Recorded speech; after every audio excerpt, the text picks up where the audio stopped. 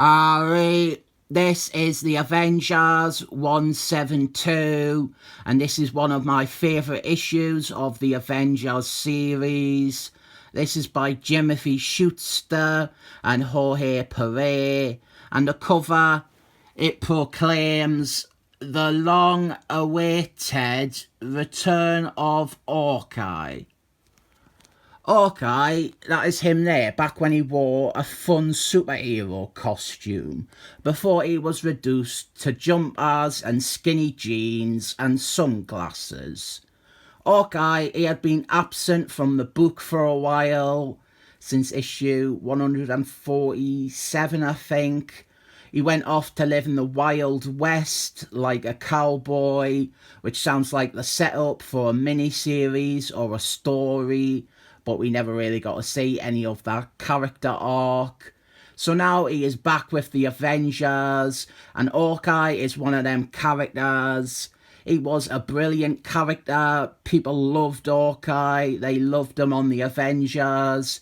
But now he is hard to get enthusiastic towards, even in hard comics like this, because he has been so broken by Michael Bryan Benson, making him into a dark, miserable murderer, and then Maths Fractions making him into a hipster, and then everything since making him into an incompetent doofus next to the one true Hawkeye, the girl one.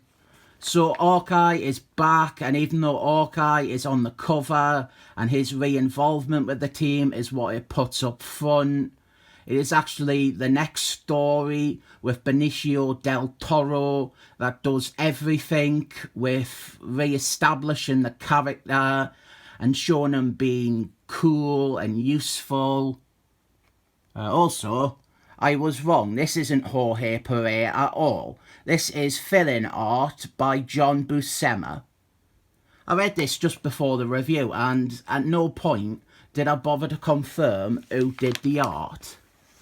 At points, he does kinda a Jorge Perez and Jason Byrne tribute. Like, down here, this face is very Jason Byrne-y. That was one of the good things about John Buscema. His brother usually gets most of the credit and praise, but John, he was always like seen as the lesser brother, but he had a very adaptive style. You see in that here, he is trying to make this fill-in art look consistent with the book's regular artists, and you see it again a few years later when he starts penciling Simon Walterson's 4, and he tries to make his art style match up with Simon Walterson's. We have some aftermath here of the previous story, a Ultron 2-parter, one of my favourite stretches of issues.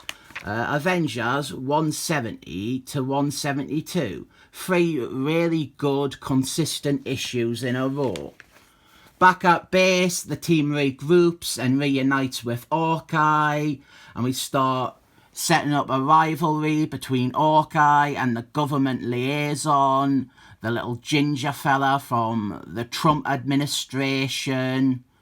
We also start seeding the next story with Benicio del Toro, because members of the Avengers have started disappearing and gone missing.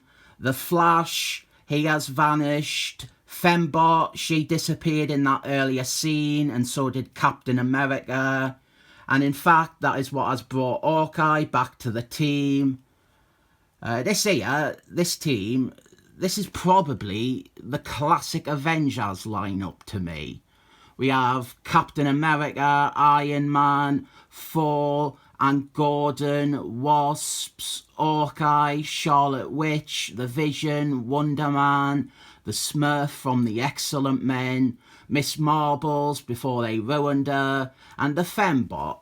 Throw in the Flash, and I would consider this to be like pure Avengers. But this issue is all about a done-in-one quick supervillain fight with King Atlan, the Seaman from SeaWorld. He is attacking the harbour, and some of the Avengers have come to stop him while the others stay at base to try and work towards finding out why members are disappearing. So for the action here, we have the Vision, Miss Marbles, Karen Daggers before they ruined her by making her into Smelly Brie Larson's.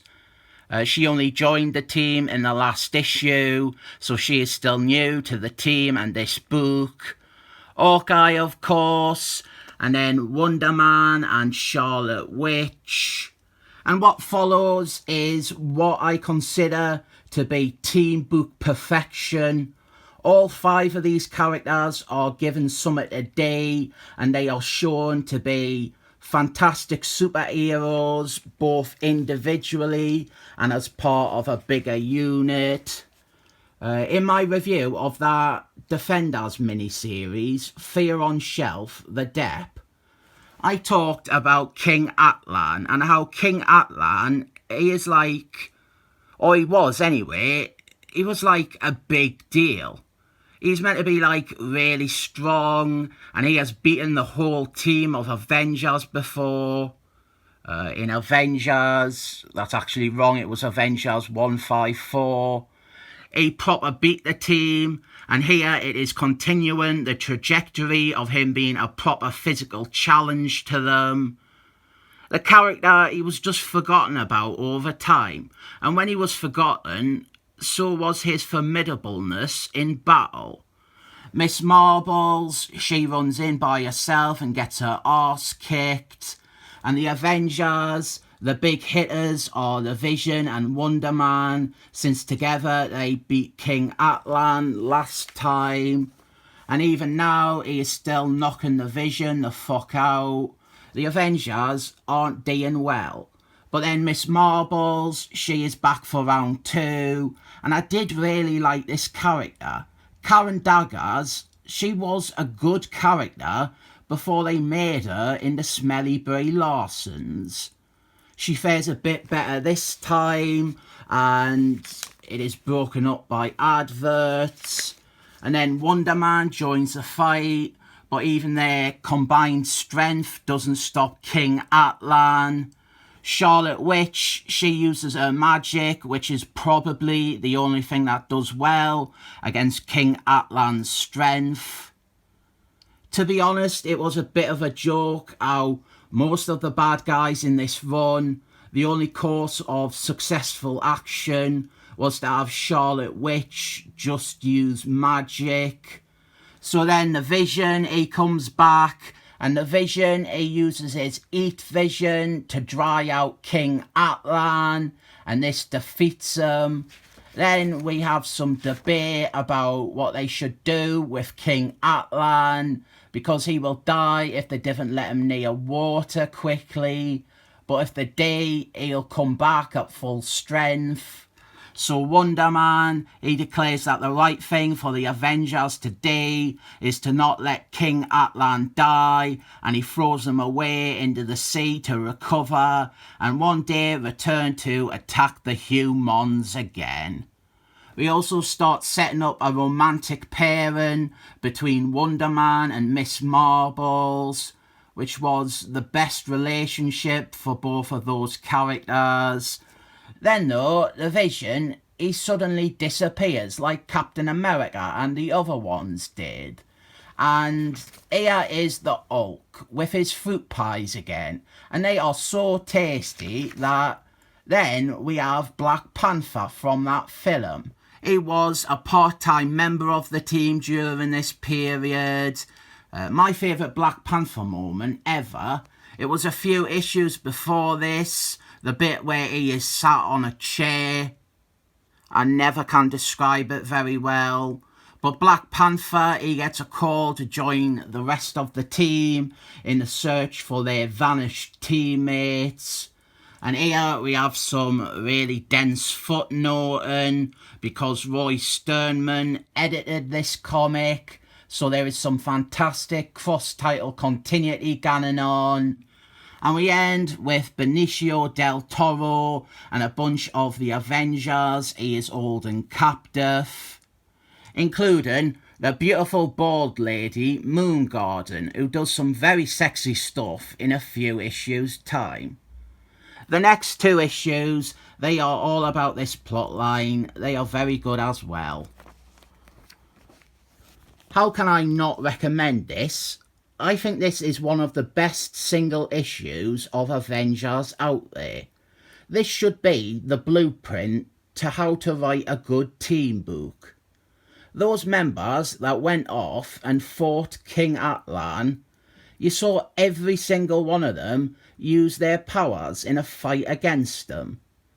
They all received character beats intermingled with the fight, like the Vision. I didn't mention it, but when he came back to the fight, it was because King Atlan threatened his wife, Charlotte Witch, and even the members who were benched for the issue, Iron Man and the Gordons, they had little bits at the beginning and the end of the story, and the next story will deliver more for them today. This is really great stuff. Most of the first run by Jimothy Schuster, it is great like this. There's only one story that I hate, but most people love that one as well. I definitely rate this issue 7 thumbs up.